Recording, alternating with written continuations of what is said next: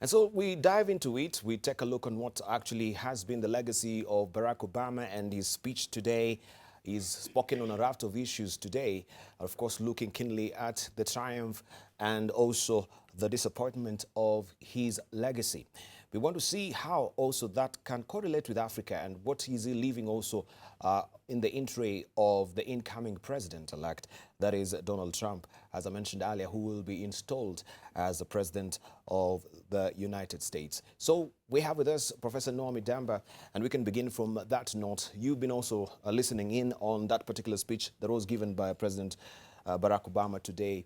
But we hack back to the 8 years that he has been in power so far. He came with a very promising note.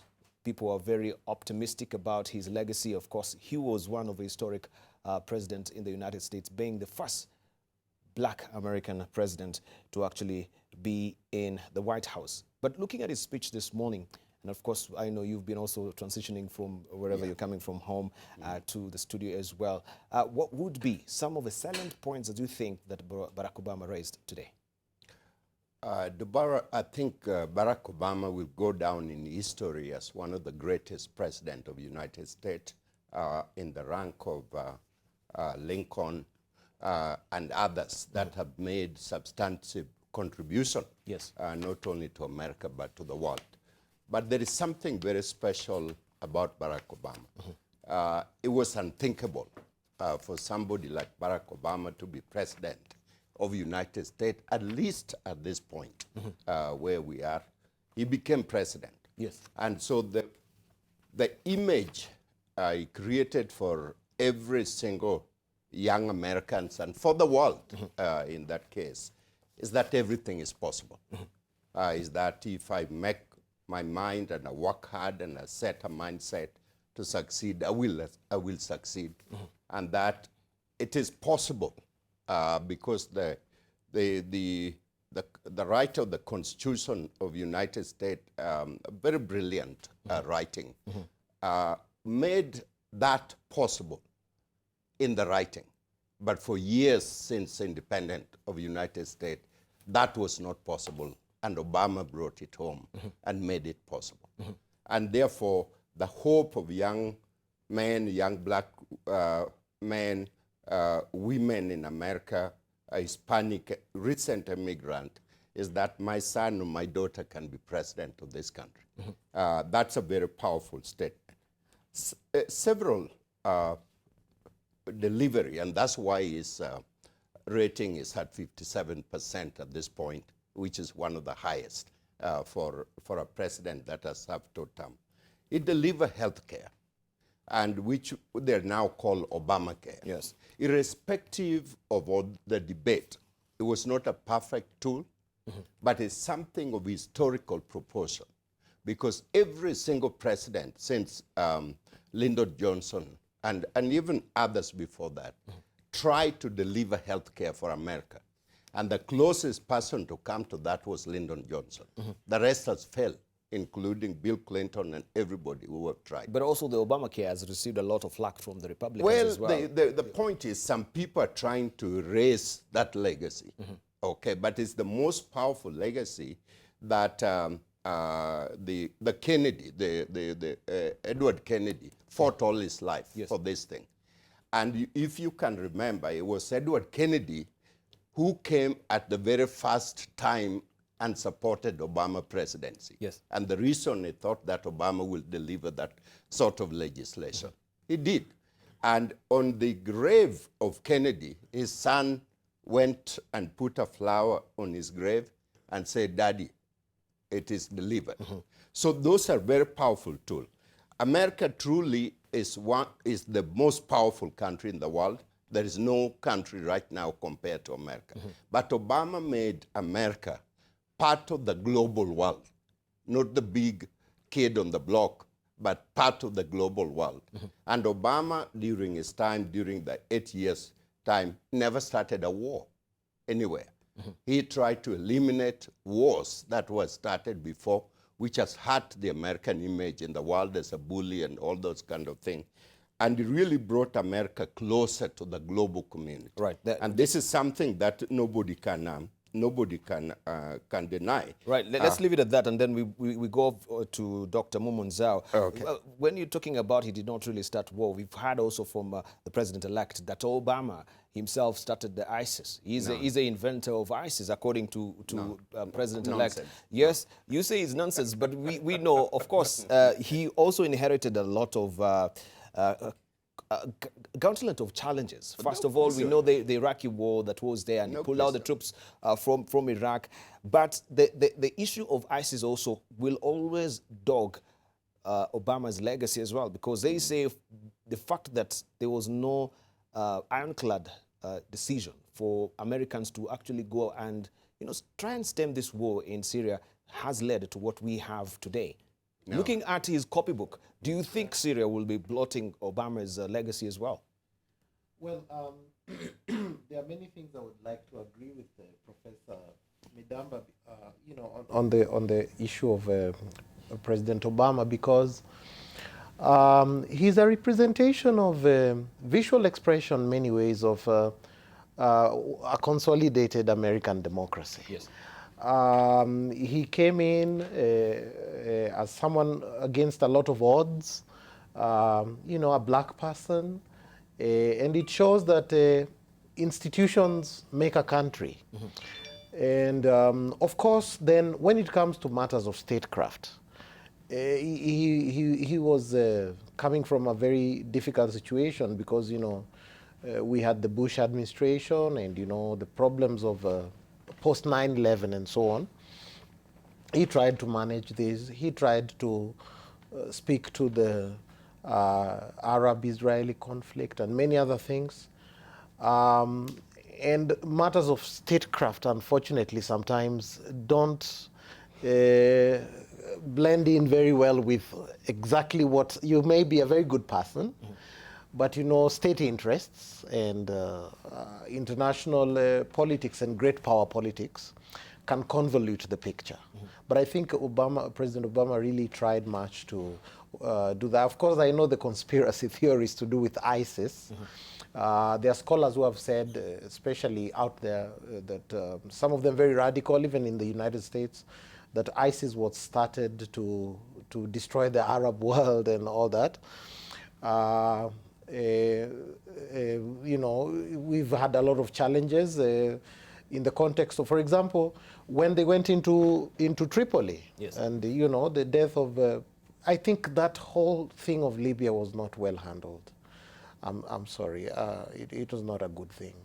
But all in all, there are some things, you see a lot of similarities between President Obama and Mandela, especially the genius of Mandela. Obama did not come with vengeance to say blacks were enslaved, they were killed by whites and Arabs and all this. He didn't do that.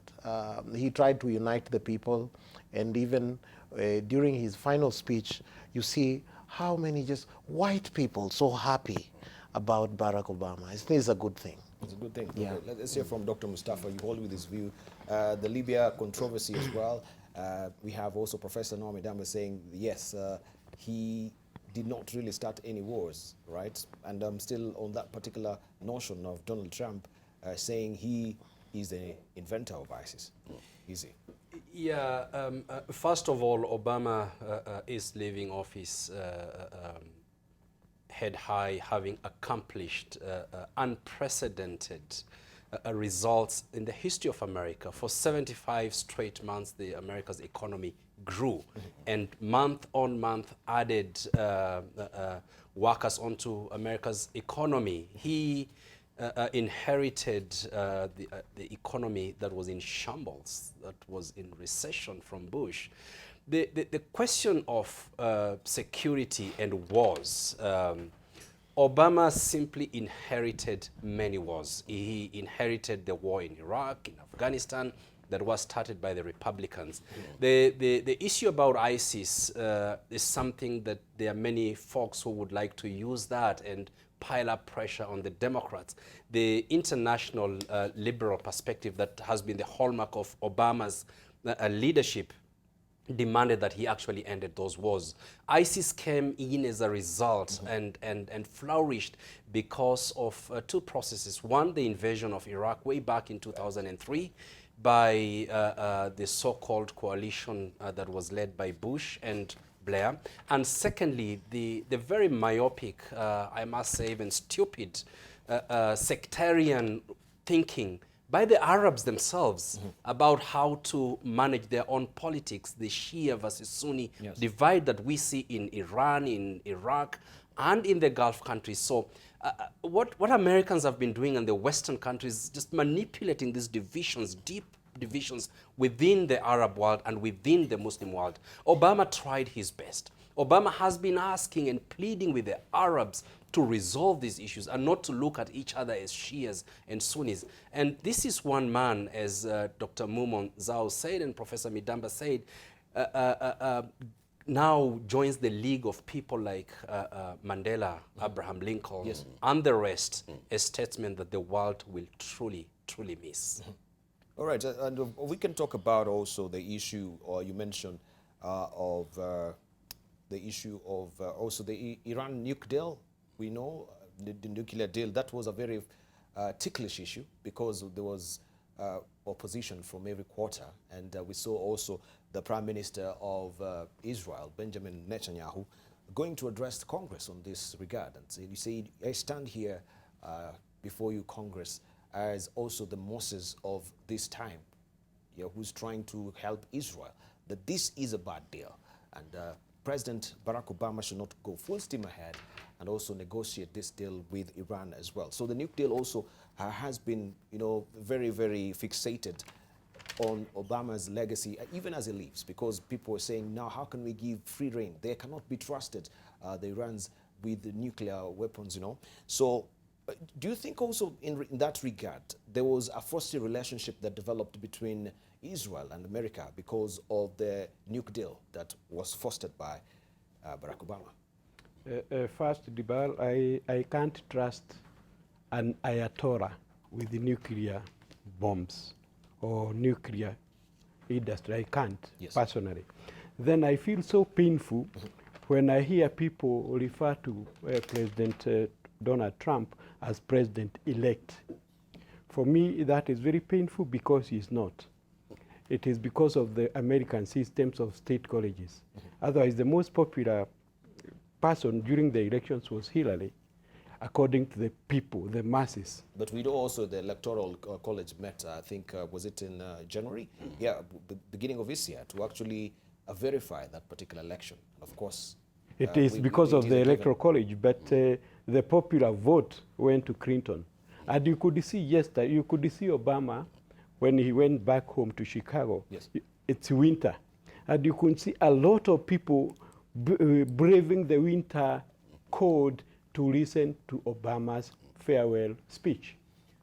And Obama said he is going to take a back seat, relax, and perhaps enjoy Trump. But you can't enjoy Trump's presidency because as he enters his White House now, he has already started practicing nepotism.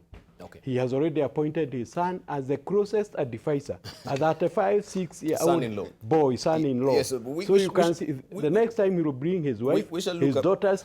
This is a president of Central African Republic, not a global power like the United States. But we understand. No, we can actually broach that particular issue even right now because there has been a broad consultation in that regard with the federal nepotism law that he cannot actually, as he has been advised, that is the son-in-law, we're talking about Kushner here, that he can actually be the president's advisor because that is the West Wing of the White House, and that is not really affected by the federal statute law on nepotism. Is that so?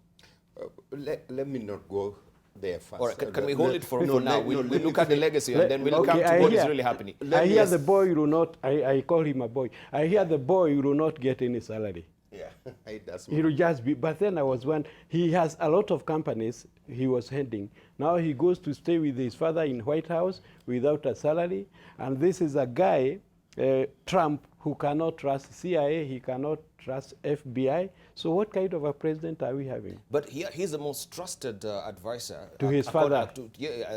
to Donald Trump. What is the difference he really between the old African presidents who used to surround themselves with their relatives? What's the difference? This guy is taking America back, you know, way back. When President Obama is forward-looking and forward-moving, this guy is now taking America backwards. But just a moment. But we have also history that will bear us down. That is also J.F. Kennedy has his own brother in the White House during his presidency as well, right? There was an issue of nepotism, but there was a navigation that actually there was a leeway in law that could happen. I believe that Bobby Kennedy was the most qualified person. The Bobby Kennedy was what we're talking about. Yes. Most qualified person to become the Attorney General. So you think Kushner is not qualified? So you cannot mix both talk.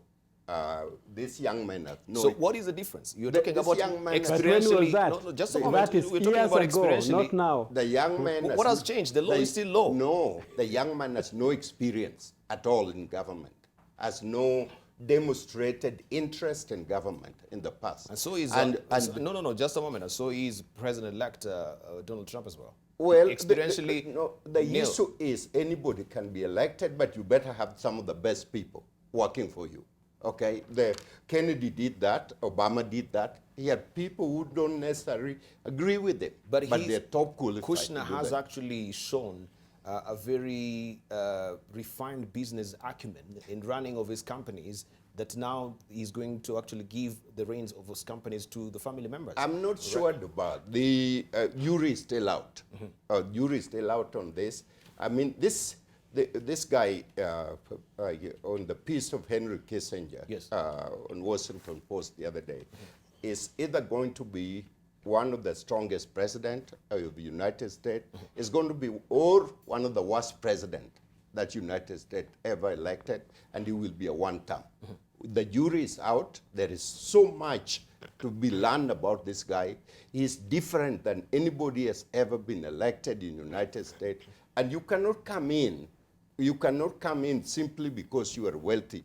He's not the wealthiest man in the world, the top 5 or the top 10 in the world.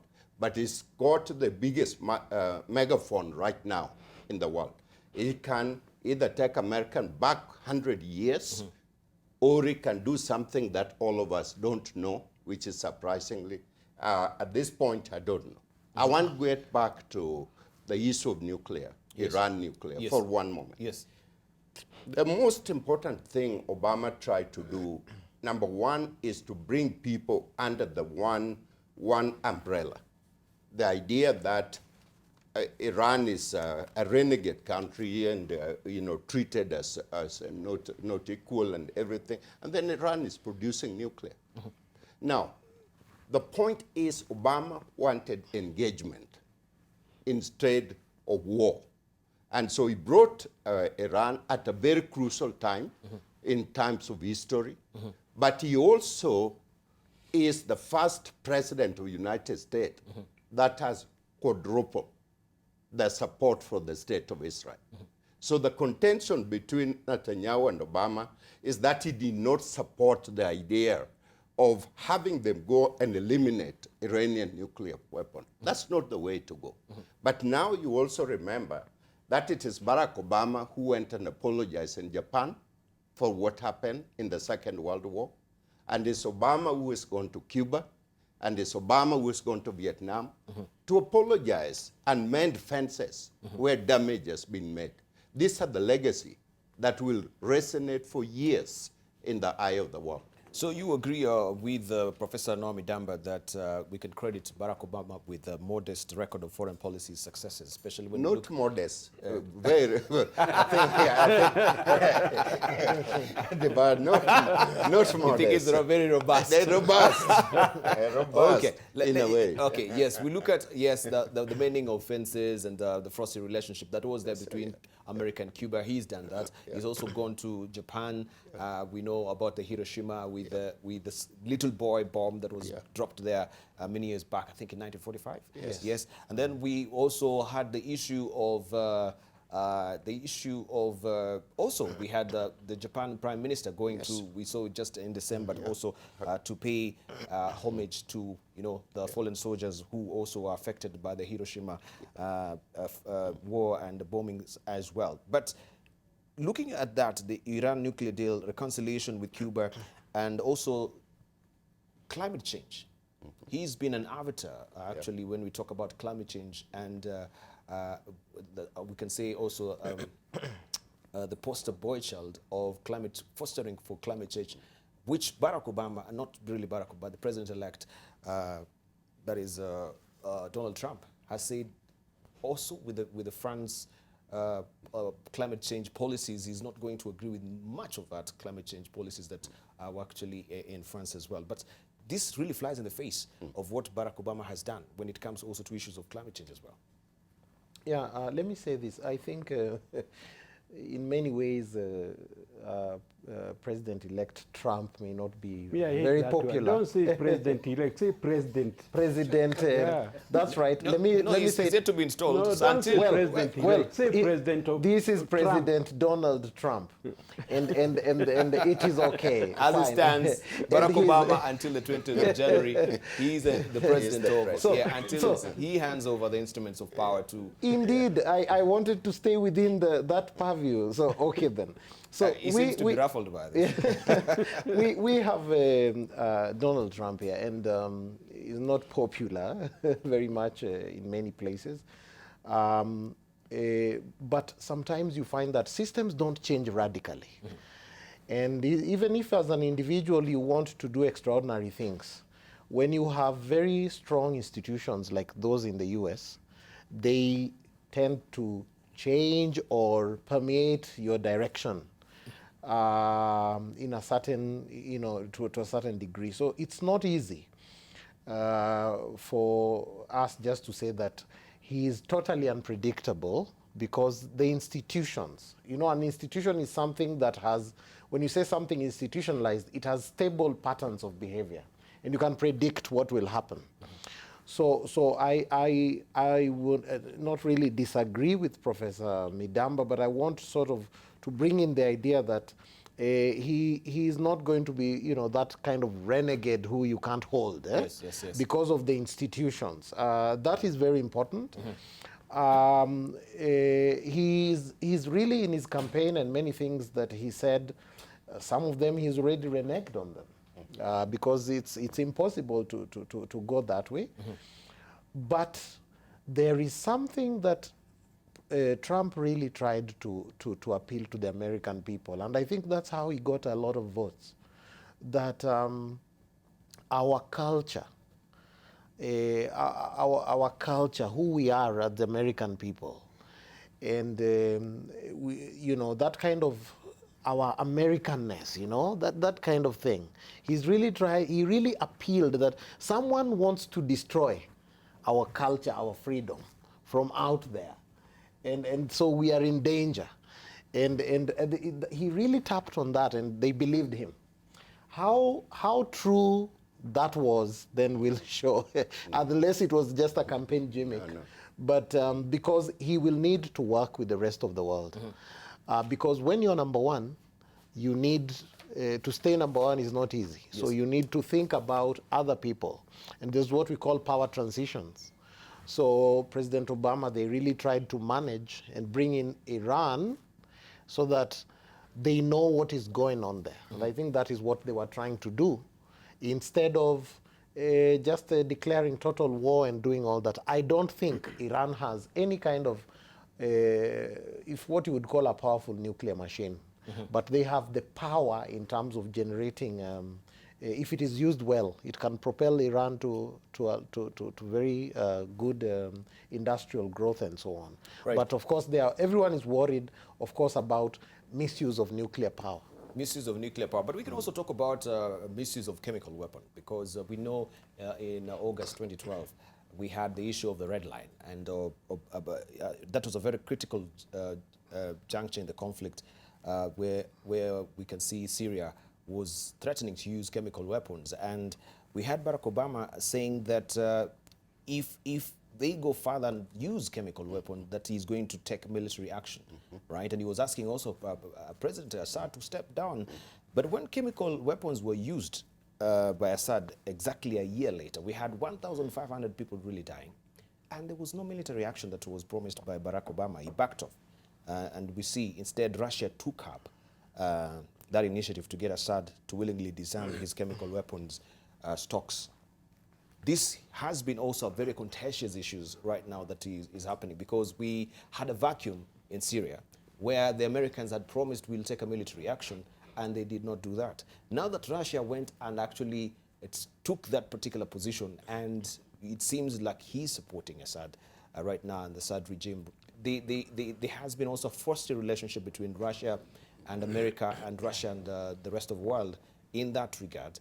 We have human rights violations that we can see that is happening. A case in point is what is happening in Aleppo, and we can look also keenly into that, where also the UN had failed dismally to make sure that human rights violations are not violated in Aleppo as well. So the inaction and not making good of a promise that President Barack Obama did actually make in regard to Syria, do you think is what led to where we are right now? We'll come to you. Let's just hear from Dr. Mustafa, then we come to you, Professor Noah Midamba. Yeah, one way or the other. And this started way back, with the United Nations Resolution 1973 that was aimed at stopping Gaddafi from massacring people in Benghazi. Yes. And unfortunately, the US, stretched that resolution to move on to regime change. And Assad learned about that. The Russians saw that. China saw that. And they said that was never going to happen again. The question of the chemical weapons that were used in Syria, that was a false flag. The first use of the chemical weapons that killed more than 1,500 people, as we have said, it was not the Assad regime that actually used the chemical weapons. It was a false flag.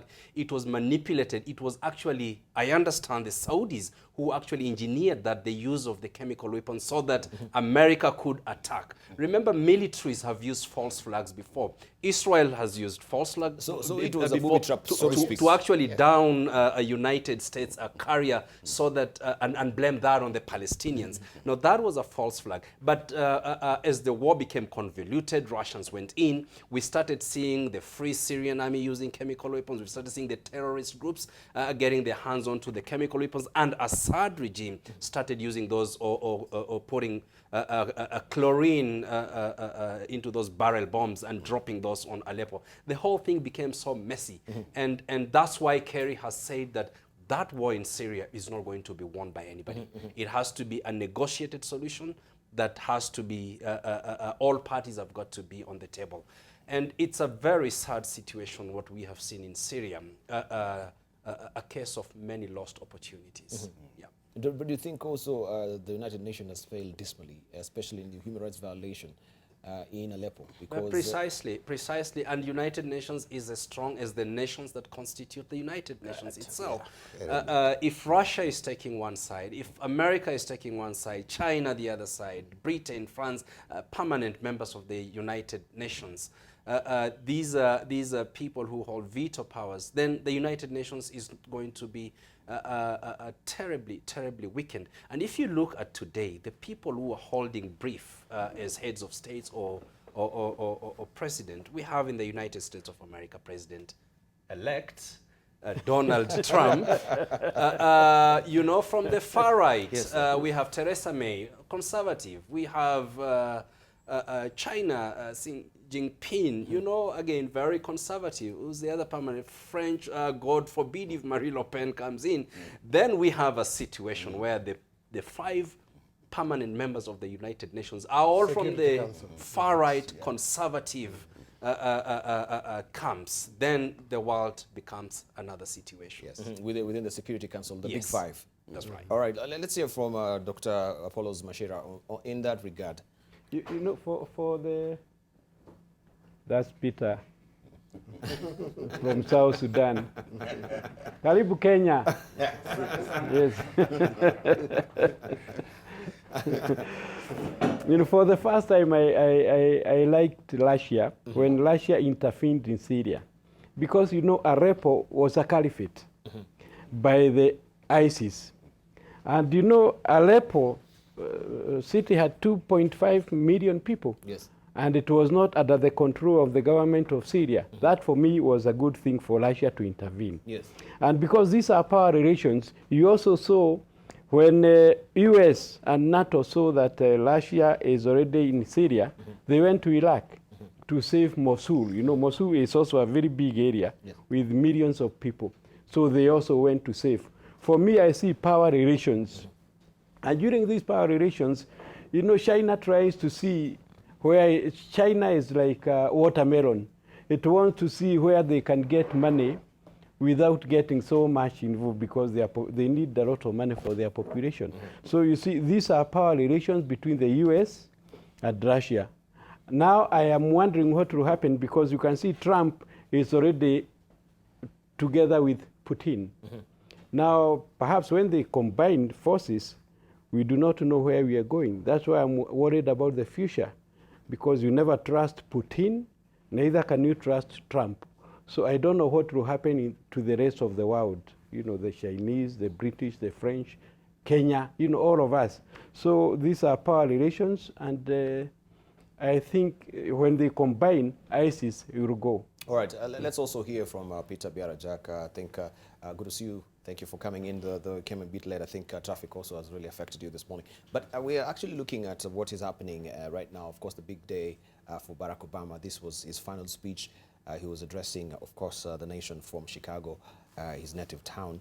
And we wanted also to hear from you, especially in regards to South Sudan and Obama's legacy. Do you think he has been a pivotal figure in trying to make sure that peace is secured in South Sudan? Well, thank you, Debarl, and once again, my apologies. As you mentioned, traffic in Kenya is crazy, and then driving also with your countrymen is quite challenging. But, you know, with Obama, it's sort of like a mixed feeling for us. Yes. Because when Obama came to power, we had a lot of hopes in him, not just only in South Sudan, but in many parts of Africa. And of course, South Sudan got independence under Obama's watch.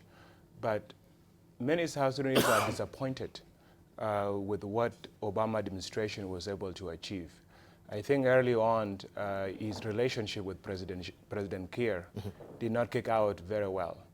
And as a result, South Sudan did not continue to have close relationship that we had with the U.S. during George W. Bush administration. Okay. But at the same time, for the first time, I think, in the U.S. government history, you had Secretary of State, Ambassador to the United Nations, you had the National Security Advisor, all of whom had been to South Sudan and deeply care about South Sudan. During our independence, John Kerry was there. And now Obama is leaving. And I don't think Trump actually mentioned word Africa during the entire campaign, unless if he was insulting somebody. So it's quite worrisome for us because now we are going to have a new team that does not have South Sudan as a priority, does not have Africa as a priority. And we are quite concerned, especially with the way things are deteriorating in South Sudan. So it's a mixed feeling for us. We had a lot of hopes. We didn't achieve much. But we had very close relationship and people that have deep understanding of South Sudan. It's not going to be the same with Michael Flint, with Rex Tillerson, and with Nikki Haley at the United Nations. All right, we will be slicing and dicing more of this when we come back. We want to take a short break right now. And of course, you're watching Standing on Guard and Holy Code this morning with Professor Noah Midamba, who is the Vice Chancellor of KCA University and also an expert on foreign policy and defense. Also, we have with us Dr. Mumo Nzau, who is a governance and security expert. We have also with us Dr. Mustafa Ali, who is a conflict resolution and national security expert. Also, Dr. Machira is a criminologist from Ajak University, and Peter Biar is the Director of International Growth Center in South Sudan. So we take a short break right now. When you come back, of course, we also take a panoramic view of what is happening in the world as well, and we shall also be finishing up looking at the tail ends of our discussion on the farewell speech of Barack Obama, his legacy, right, his triumphs, and as also we are looking also at his disappointments in the 8-year tenure that he's had as a president of United States. We're looking at Obama's legacy as well. Russia has been also a thorn in the flesh, so to speak, in Obama's legacy. We've seen that frosty relationships. They cannot see eye to eye when they meet. And we know there has been also so much controversy with the election of Donald Trump, where it is alleged that also the Russians really played a large part of it. And we can see now, of course, this deployment of armament within you know, those territories of Russia, where they're trying to bolster up also their weaponry and also foster a stronger NATO as well. I'm holding court this morning with Professor Noah Midamba, who's the Vice Chancellor of KC University, also is an expert on defense and foreign policy. Also, we have with us Dr. Mumo Nzau, who is governance and security strategist and expert. Also, we have also Dr. Mustafa Ali, who is a conflict resolution and national security expert. Also, we have with us Dr. Machira, who is a criminologist from Egerton University. Biar Ajak is the Director of International Growth Center from South Sudan, Juba. Gentlemen, we continue with the discussion. I think we left it to you, but also we wanted to hear from Professor Noah Midamba. You've seen the trucks, you've seen the weaponry that is going to NATO to bolster, because they fear Russians' aggression. And I know also you've been heavily involved in brokering you know, peace talks when it comes to Ukraine and Crimea as well. We shall come to you, Biar. But looking at his legacy, Russia, thorn in the flesh, as I've mentioned, and we were discussing a raft of issues as well. I don't know, you actually wanted, it was on your tongue to say something before we took a short break. Well, I wanted to get back on, I think Mustafa made a very nice analysis of the chemical use in Syria. And the idea that Obama did not do anything is not true. Obama stated a very clear red line for the Syrian government. He did not, he promised the military action, which he didn't do, isn't it? It's, you don't have to use military action. What he did was put the fleet in the Mediterranean. Yes. And order complete inspection of any chemical stockpile, verified under the UN, and it was indeed, it was done. Obama was hesitant to do the kind of thing, the kind of bombing that Russia is doing in Syria, because what you end up doing is having millions of collateral damage. And in his 8 years of presidency, that's a very powerful legacy that is leaving behind. So he did actually act, you know, without dropping the bomb. Without dropping the bomb? Yes. So there was no the vacuum there. Let's say from Biar, Jack, I think you have a different opinion.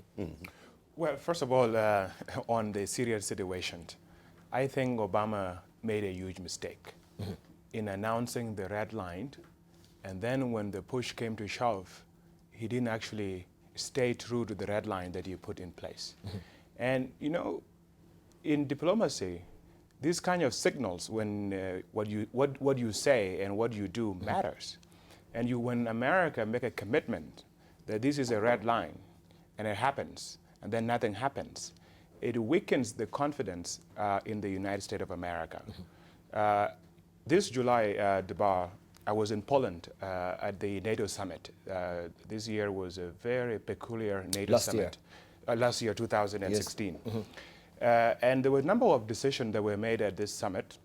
Number one, the NATO made a decision to deploy 4 brigades around countries that are members of NATO, who are in Eastern Europe and who feel threatened by the presence of Russia, what is seen as a resurgent Russia.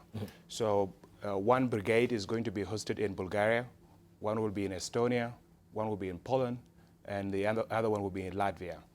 And all these 4 brigades, they are very well equipped with all sort of weaponry to engage in all 5 domains of warfare: land, air, sea, space, and cyber.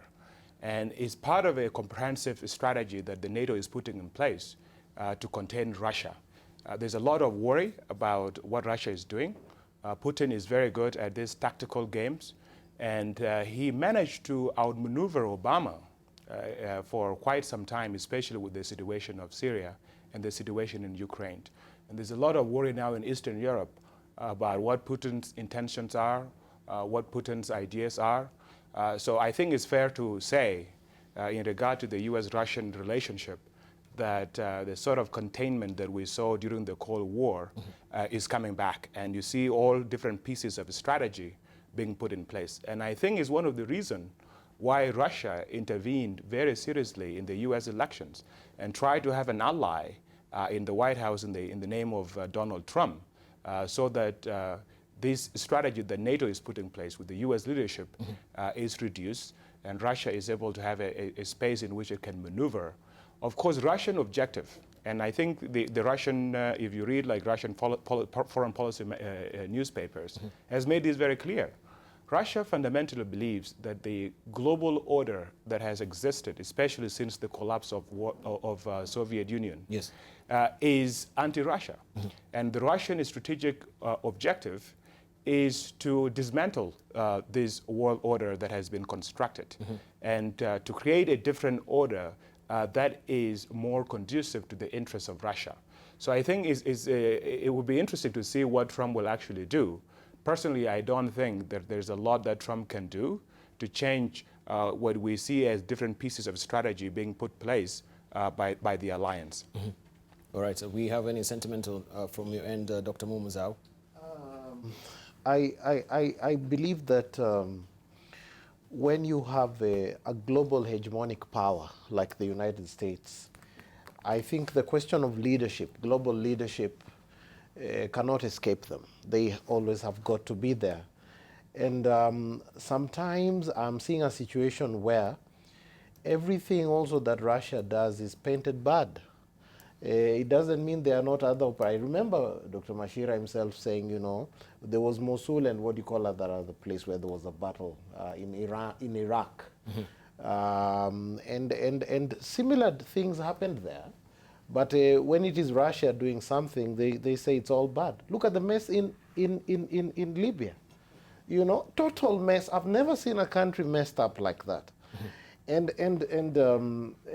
So you need to read in between the lines because it is true that countries may be worried that others want to rise and get up to them and reach their level and so on.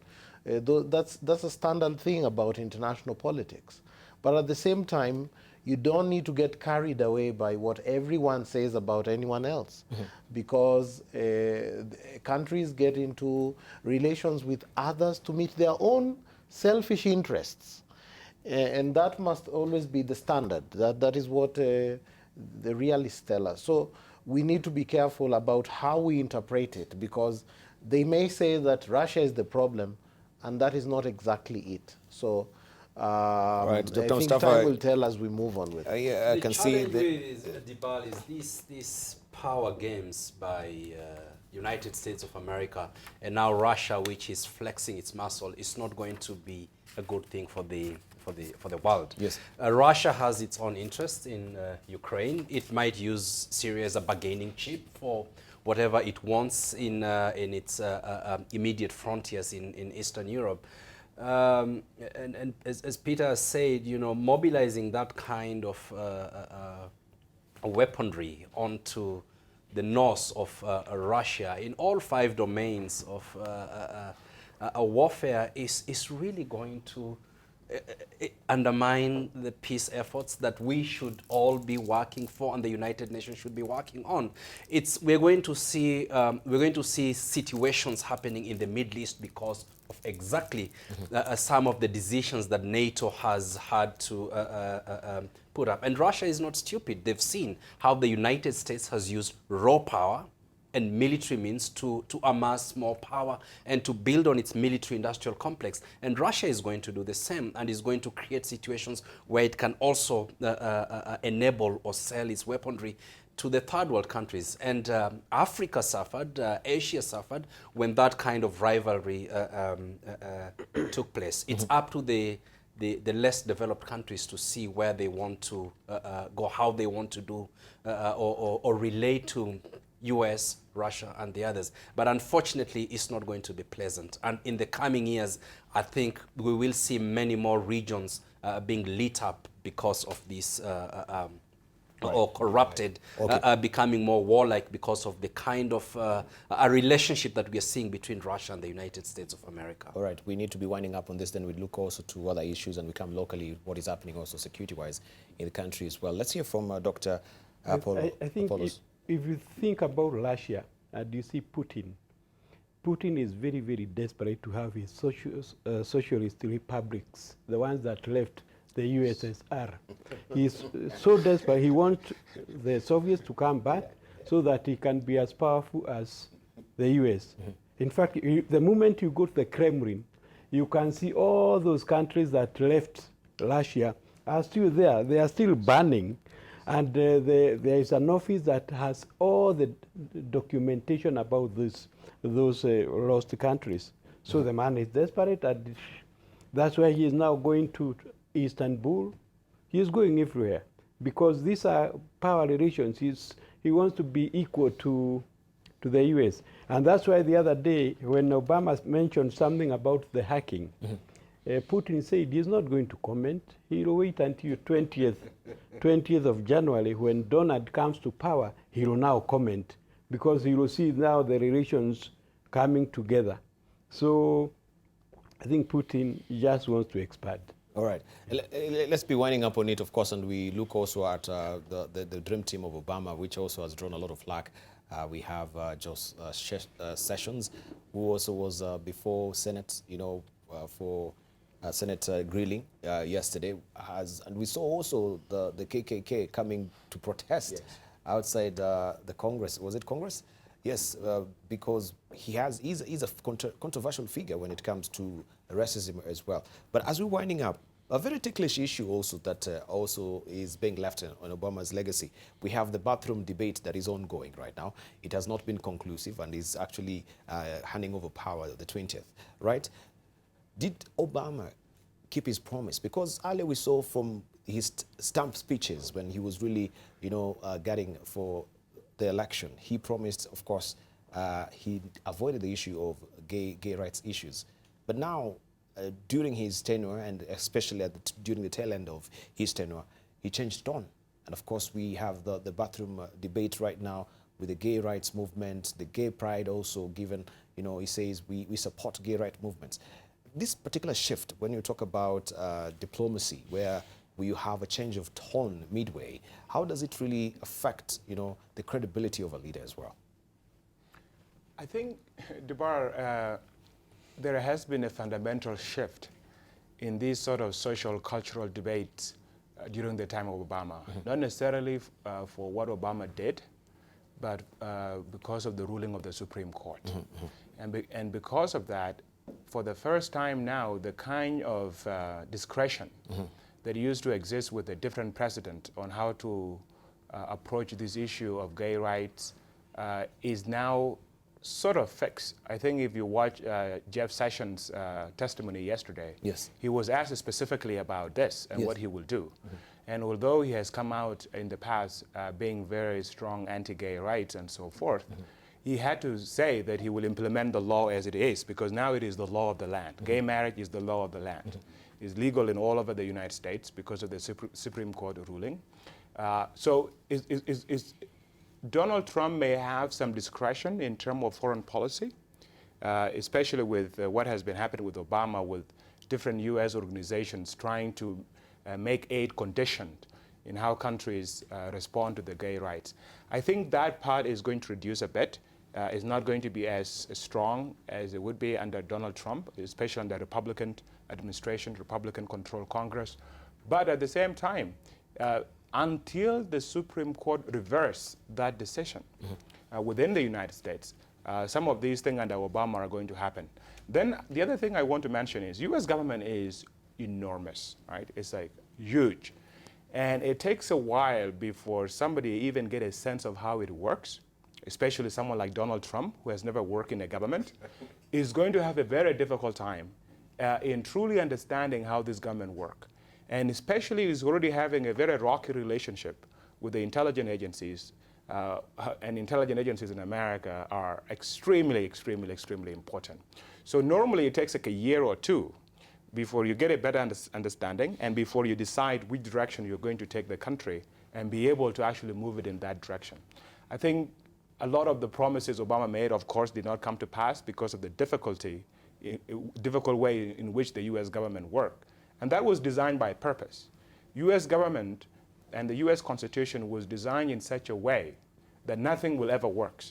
And when you try to do transformational change, you find a lot of different roadblocks that blocks you in fundamental way. I think Donald Trump is going to see the same thing. I think it might actually be worse in the case of Donald Trump. Already he's talking about the wall, which was supposed to be paid by Mexico. Now he's asking Congress to pay for the wall, and he has been promising that Mexico was going to pay for the wall. Now he's asking Congress to pay for the wall. So a lot of these promises that he made during the campaign trail, where he would just say, trust me, now we're going to see something very different, and it's naturally the way it is. All right. Yes, we need to be winding up on this. We ran a story also of, of Jerusalem truck attack. I think this happened during the weekend. It's an old story, but we highlighted this morning because we need to talk about also the relationship of America and Israel right now. You have been to Israel, I think, last year. Many times. Yeah, many times. And you spoke very glowingly about Israel and the way, they are watertight when it comes to security and also watching over their servicemen, the military men as well. We had this, and we can see an emergence of another sort of an attack where trucks, they have to be feared nowadays. When you see a lorry written the white lord on, you have to take caution, right? You never know who is behind that wheel. Yeah. So in terms of Israel and America as well, we are winding up. We have Donald Trump who's coming, and also we can see Benjamin Netanyahu is warming up towards also Donald Trump as well. Will we see a mending of relations, resetting of relations between America and Israel? Very briefly. There is no there is no rift between the state of Israel and America.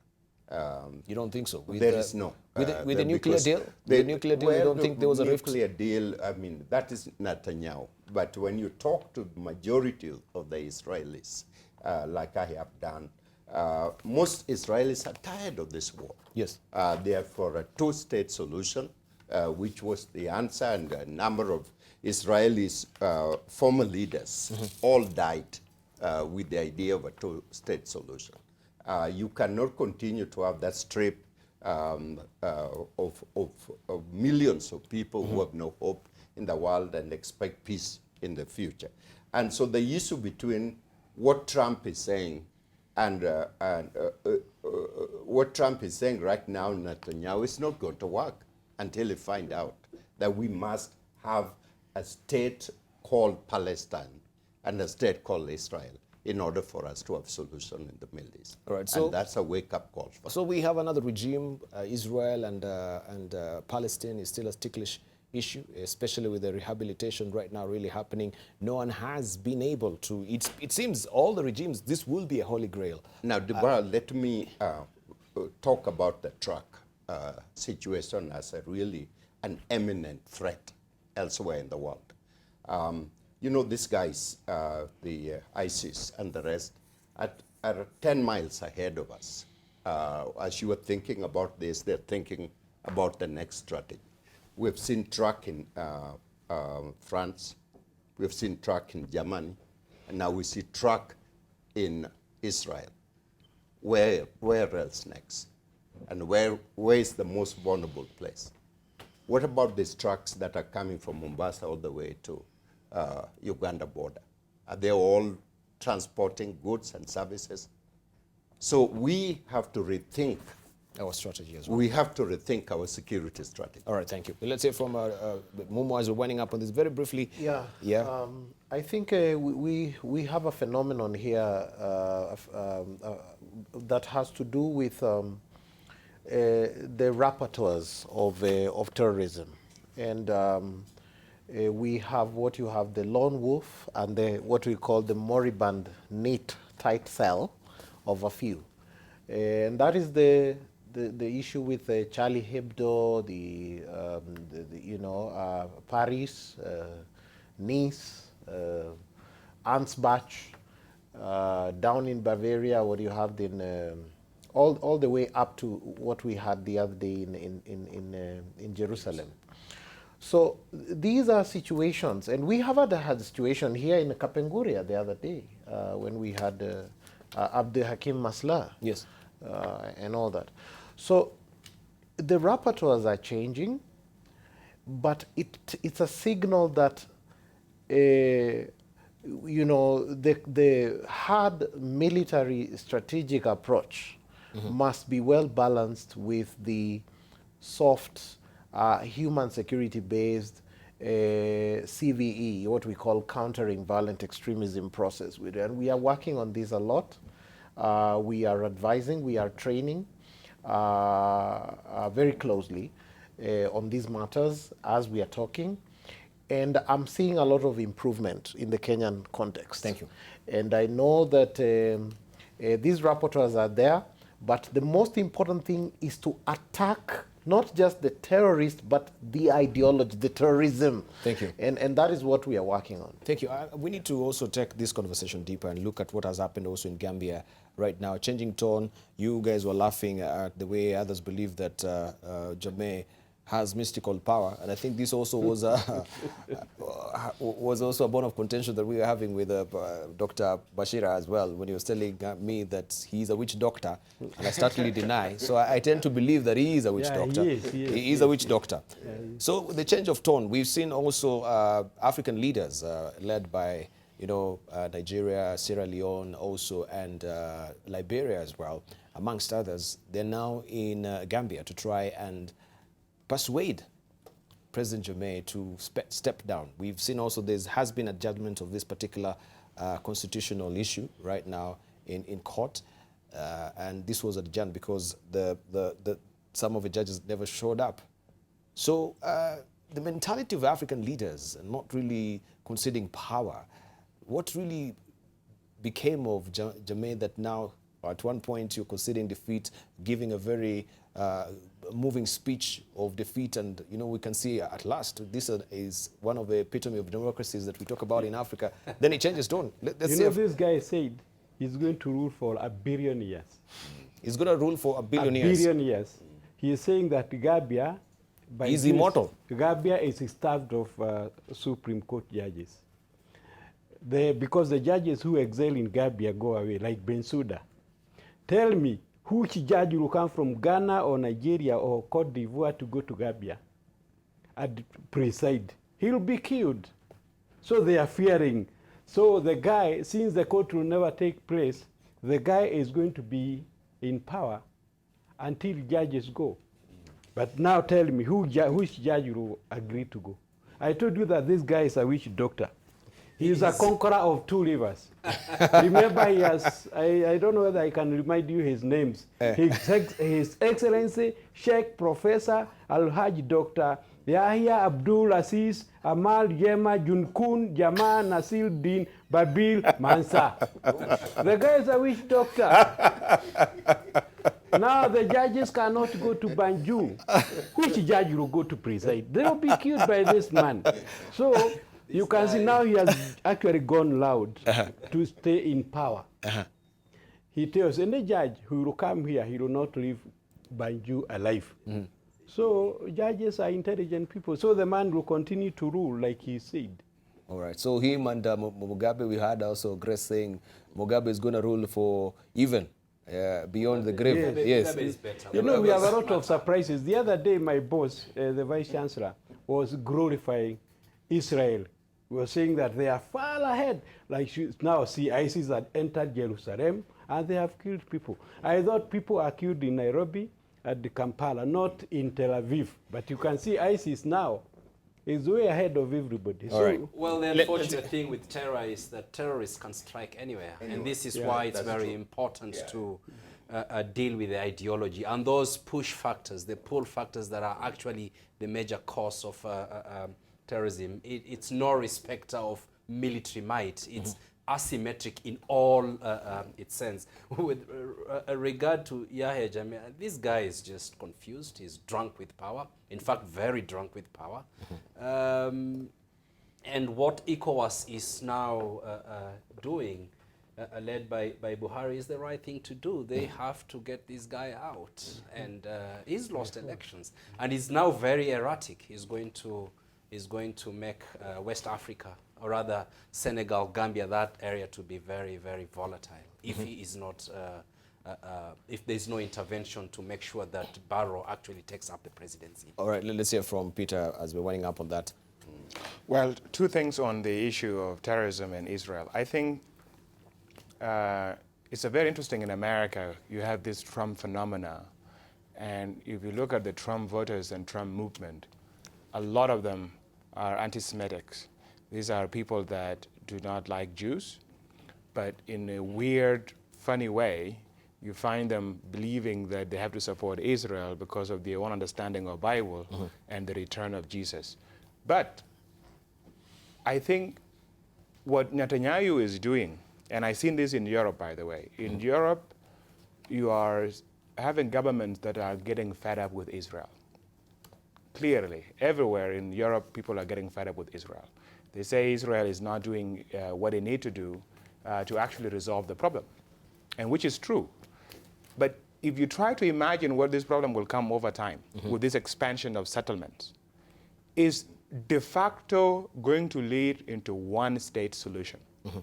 And if you have seen the perspective of the Palestinian over the last few 2 to 3 years, it has changed from adamant desire for two-state solution to realization that maybe one-state solution may be in their interest. And this, I think, is where Netanyahu is not really paying attention, because in the end, Israel would have to choose. Either it will become an apartheid state that is run by minority Jews that oppress the majority Palestinians, or they really have to stop these settlements and allow the Palestinians to have their own states. Either way, if they don't do this, and honestly, in another 5 years, if this thing continues the way it is going with this sort of settlements, and US Congress, by the way, being controlled by Israeli lobbyists, what will happen is you will have a de facto one state. And I think Israel is going to be pressured by everybody in the world, including some of its strongest allies, including America, to allow one vote for one person, and automatically Jews are going to become a minority in the so-called Jewish state. So I think this is a real concern that these people need to do, to pay attention to. On the issue of Yahya Jammeh, this man, of course, is just crazy. In my view, I've never seen, it's like, it has like two split personalities. And you don't know how he's going to wake up in the morning and what he will decide. But I really hope ECOWAS forge ahead and get this man out of power, because the precedent is setting is extremely dangerous, not only for the region in West Africa, but everywhere in the continent. You can concede an election, then change your mind and want to use a military. And it also shows the lack of professionalism in the armed forces, because things really happen when security sector leaders do the right thing. And in Gambia, they have failed to do the right thing. And now the country is going to pay for it. Definitely there's going to be a war, and ECOWAS is going to come in and kick this man out.